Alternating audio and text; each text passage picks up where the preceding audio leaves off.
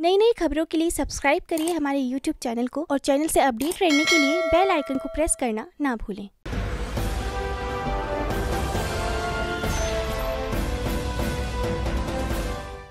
नमस्कार, मैं कनिष्क दुबे और आप देख रहे हैं बुलंद हिंदुस्तान। कोरोना के बढ़ते आंकड़ों के कारण छत्तीसगढ़ की राजधानी रायपुर समेत लगभग सभी जिलों में मुख्यमंत्री भूपेश बघेल के आदेश के बाद जिला कलेक्टरों को लॉकडाउन लगाना पड़ा। राजधानी रायपुर में पहले चरण में यह लॉकडाउन 9 अप्रैल शाम 6 बजे से 19 अप्रैल सुबह 6 बजे तक लगाया गया था, लेकिन लॉकडाउन के बावजूद कोरोना से मौतों और मरीजों के बढ़ते आंकड़ों से स्थिति बद से बदतर हो गई है, जिसके कारण परिणाम स्वरूप रायपुर कलेक्टर को लॉकडाउन बढ़ाने की घोषणा करनी पड़ी। बता दें कि रायपुर कलेक्टर के आदेश के अनुसार अब इस लॉकडाउन को 26 अप्रैल तक बढ़ाया गया है, लेकिन अब रायपुर जिला प्रशासन पर सवाल उठने लगे हैं कि कोरोना से बचने के लिए क्या लॉकडाउन ही एकमात्र उपाय है। 10 दिनों तक लोगों को अनाज, सब्जी, फल इत्यादि उपलब्ध नहीं हुई, लेकिन लॉकडाउन बढ़ने के कारण अब खाद्य पदार्थों के अभाव की चिंता सताने लगी है। वहीं नवरात्रि और रमजान प्रारंभ होने के बाद पूजा पाठ की सामग्री के न मिलने से लोगों में खासा रोष है, लेकिन सबसे ज्यादा प्रभावित वो दिहाड़ी मजदूर वर्ग हुआ है जो रोज कमाकर खाने पीने की व्यवस्था करता है। गरीब वर्ग और मध्यम वर्ग जिनका अनाज भंडार 10 दिनों में खत्म हो गया है, अब उन्हें अगले 7 दिनों की फिक्र सता रही है।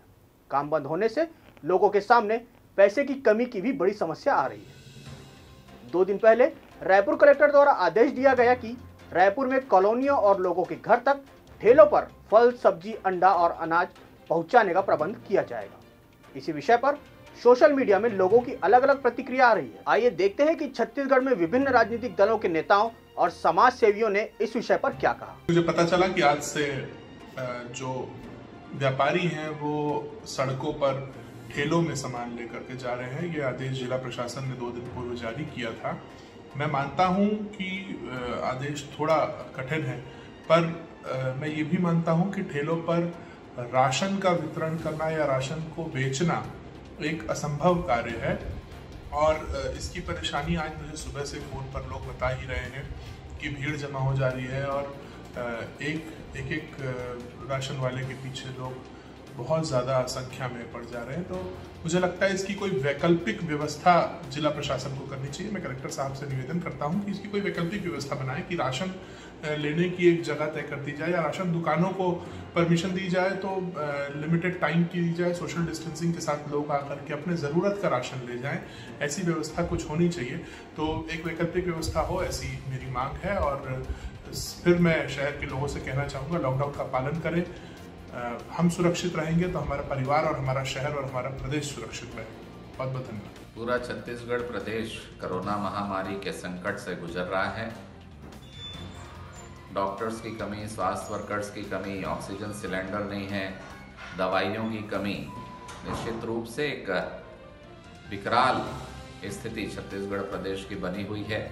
और पूरे प्रदेशवासियों का ऐसा मानना है कि शासन में माननीय मुख्यमंत्री जी, माननीय स्वास्थ्य मंत्री जी की आपस की मतभेद इन चीज़ों को बराबर लाइन अप नहीं कर पा रहे हैं और पूरा शासन प्रशासन राजनीतिक असंतोष के कारण काम करने में असफल साबित हुआ है।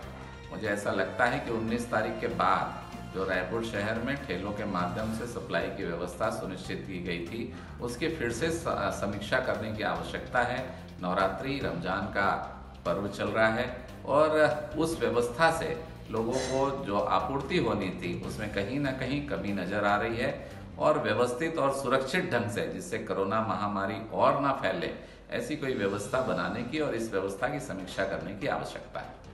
जिस तरह से छत्तीसगढ़, अगर प्रदेश की बात करें हम, एक महामारी और उसके बीच में सारे नियम, कायदे, कानून बहुत गरीब आम जनता के लिए जो बहुत बेबस है अपनी जिंदगी तंग हाल जीने के लिए, आज स्थिति ऐसी है कि हमारा 10 दिन का लॉकडाउन खत्म हुआ नहीं कि 7 दिन का हमने फिर से उनके ऊपर लॉकडाउन थोप दिया।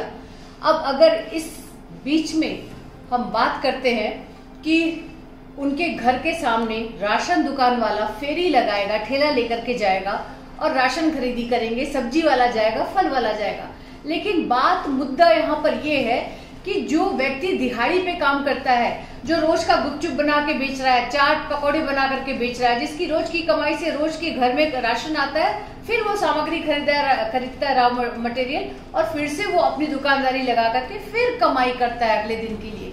तो ऐसे हालात में जो पिछली उसकी कमाई का हिस्सा था वो 10 दिन के लिए अपनी व्यवस्था करने में खर्च कर चुका। इवन कई लोगों ने उधारी लिया। अब यहाँ पर फिर से आपने लॉकडाउन किया, उनकी व्यवस्था कहाँ, क्या किसी प्रकार से समाज कल्याण, महिला विभाग या आपके आपदा सुरक्षा निधि से उनके लिए कोई खाने पीने की व्यवस्था, उनके लिए कोई लंगर की व्यवस्था की गई? आज मैं जब कमाई करने घर से निकला ही नहीं हूँ, मुझे कोई दिहाड़ी, कोई मेरी रोजगार जो है एक दिन का मेहनत आना मिला ही नहीं है, तो आखिर किस पैसे से मैं खरीदी करूंगा? ये बहुत बड़ा यक्ष प्रश्न। लेकिन सरकार को इससे कोई मतलब नहीं, प्रशासनिक अधिकारियों को कोई मतलब नहीं कि वो कैसे अपने घर की ये सारी जरूरतों को पूरा करेगा। वो बेबस लाचार है। उसके पास पैसे हो तब तो दरवाजे के सामने पहुंचा राशन वाले से राशन खरीद सकेगा या वो फल सब्जी खरीद सकेगा। तो इस क्वेश्चन का, इस सवाल का जवाब आखिर किसके पास है? आम जनता। जब आप अपना वोट बैंक की राजनीति बनाते हैं तो इनके घर तक पहुंचाते हैं राशन, पानी, शराब, साड़ी, छाता, टीवी। लेकिन जब वो हालात से मजबूर है, बेबस है, लाचार है, तब आप उनके लिए इस तरह के फरमान जारी करते हैं जो सिर्फ वो गरीब बेबस लाचार को और गरीब और बेबस और लाचार स्थिति में लाके खड़ा कर दिया है। तो क्या सारे नियम कानून सिर्फ उन लोगों के लिए रहेंगे जो बेबस है? क्या बड़े लोगों के लिए कोई कानून नहीं? क्योंकि आज मैं अगर बात करूं तो सत्ताधारी, उनके परिवार, उनके पूर्वजों की 3-3, 4-4 पीढ़ी तर जाए, इतने पैसे कमा करके बैठी हैं। ये खुले आंखों से दिखाई देता है। हर व्यक्ति जानता है कि सब दल के लोग जो हैं वो अपनी इतनी कमाई कर लेते हैं, ऊपरी कमाई, कि उनके खानदान, उनका कई वंशज जो है वो उनके पैसों से तर जाएगा। लेकिन इस गरीब इंसान का क्या नियम कायदे कानून इनके लिए? सिर्फ यही लोग कीड़े मकोड़ों की तरह मरने के लिए बेबस रहेंगे? हम इनके लिए कोई व्यवस्था नहीं दे पाएंगे। इनको व्यवस्था का पालन करना होगा, क्योंकि एक गरीब है, लाचार है, मजबूर है, और जो लाचार मजबूर है वो कानून का डंडा या तो खाएगा या तो सर आंखों पे कानून को लेकर के उसका पालन करेगा। मित्रों नमस्कार। मैं सबसे पहले बुलंद हिंदुस्तान की पूरी टीम को बहुत बहुत धन्यवाद देना चाहूंगा कि इस भयंकर कोरोना संक्रमण काल में भी ये रिपोर्टिंग करने का काम कर रहे हैं। मैं रायपुर छत्तीसगढ़ की बात अगर करूं तो यहाँ स्थिति बहुत ही भयावह है। पहले ही लगातार आप देख सकते हैं कि कोविड सेंटरों में, अस्पतालों में न तो बेड है, न दवा है, न इंजेक्शन है, न डॉक्टर सही तरीके से मिल पा रहे, न नर्सेस उसका इलाज कर पा रही हैं।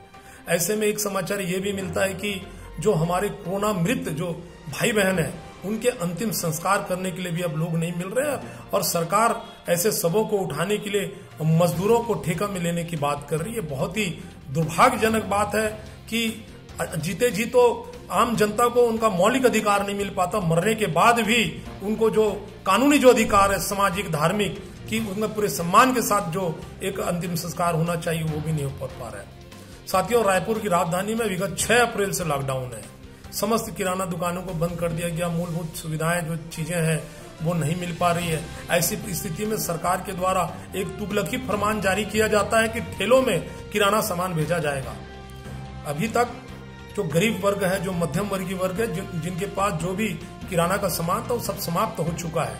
अब गरीब जो वर्ग है उनके पास तो ना तो फ्रिज है, ना स्टोर करने का कोई सामान है। ऐसी स्थिति में किराना दुकानों को नहीं खोले जाने से उन्हें काफी परेशानियों का सामना करना पड़ रहा है। कोविड के चलते अभी तक डेथ हो रही थी। मुझे ऐसा लगता है आने वाले समय में आम जनता भूखमरी से मर जाएगी। साथियों, ऐसे में कांग्रेस की जो गुटबाजी है ये कहीं न कहीं आज प्रदेश की जनता को भोगना पड़ रहा है। सोनिया गांधी जी ने भी माननीय प्रधानमंत्री जी को एक पत्र लिख करके देश के प्रत्येक नागरिकों को 6,000 रुपए देने की बात की है। मैं बिल्कुल स्वागत करता हूं, और मैं ये भी मांग करता हूं कि छत्तीसगढ़ में कांग्रेस की सरकार है, सबसे पहले इस नियम को यहां लागू किया जाना चाहिए। छत्तीसगढ़ की प्रत्येक जनता को 6,000 रुपया दिया जाना चाहिए। स्वास्थ्य विभाग पूरी तरह चरमरा गया है।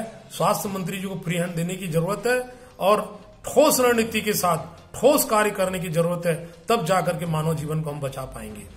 बहुत बहुत छत्तीसगढ़ में जिस उम्मीद के साथ प्रदेश की जनता ने कांग्रेस पार्टी की सरकार बनाई थी, माननीय भूपेश बघेल जी को मुख्यमंत्री बनाया था। कहीं ना कहीं प्रदेश की सरकार आज लगातार विफल होती नजर आ रही है।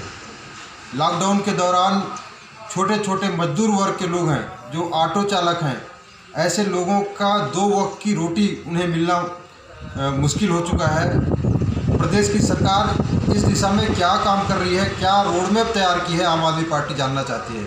आम आदमी पार्टी चाहती है कि लॉकडाउन के दौरान जो गरीब लोग हैं, मजदूर लोग हैं, इनके लिए भोजन की व्यवस्था सरकार करे और ऐसे लोग जो कोरोना से पीड़ित हैं, संक्रमित हैं, गरीब वर्ग के लोग, उन्हें निःशुल्क इलाज की व्यवस्था सरकार करे। उनके लिए बेड, ऑक्सीजन सिलेंडर और जो भी तमाम बुनियादी आवश्यकता की चीज़ें हैं, उनके लिए निःशुल्क उपलब्ध कराने की सरकार को व्यवस्था करनी चाहिए। आज से रायपुर जिले में 1 हफ्ते का दूसरा लॉकडाउन शुरू हो गया है।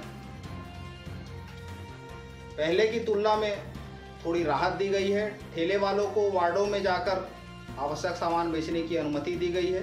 जिला प्रशासन द्वारा चिन्हित राशन दुकानों को सुबह 8 बजे से 2 बजे तक खोलने का निर्देश दिया गया है, जहां साफ सफाई रखी जाएगी, मास्क, सैनिटाइजर और साबुन की व्यवस्था होगी।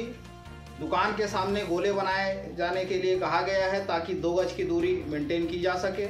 एक दिन में 75 लोगों को टोकन जारी करके राशन देने की व्यवस्था होगी। रायपुर जिले के प्रत्येक ग्राम पंचायत में क्वारंटाइन सेंटर बनाए गए हैं। जिला प्रशासन के साथ साथ स्थानीय निकाय, नगर निगम, नगर पालिका, नगर पंचायत और ग्राम पंचायतों को भी निर्देश जारी किया गया है।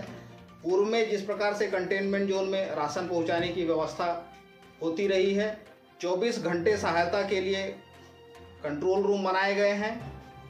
सामाजिक और धार्मिक संस्थानों के साथ साथ कांग्रेस पार्टी का भी कंट्रोल रूम बनाया गया है। भोजन की व्यवस्था के साथ साथ सूखे राशन भी जरूरतमंदों को बांटे जा रहे हैं। महामारी के इस भयानक आपदा में हमारा सामाजिक व्यवहार ही सबसे बड़ा हथियार है। प्रशासन चौतरफा इंतजाम में जांच, इलाज व्यवस्था और वैक्सीनेशन के लिए युद्ध स्तर पर लगी हुई है। आरोप प्रत्यारोप के बजाय हमें मदद और सहयोग की भावना जगाने की आवश्यकता है। संयम और जागरूकता का परिचय देने की आवश्यकता है। तो ये थी लॉकडाउन पार्ट 2 पर बुलंद हिंदुस्तान की खास रिपोर्ट। ऐसे ही खबरों के लिए बने रहिए बुलंद हिंदुस्तान के साथ।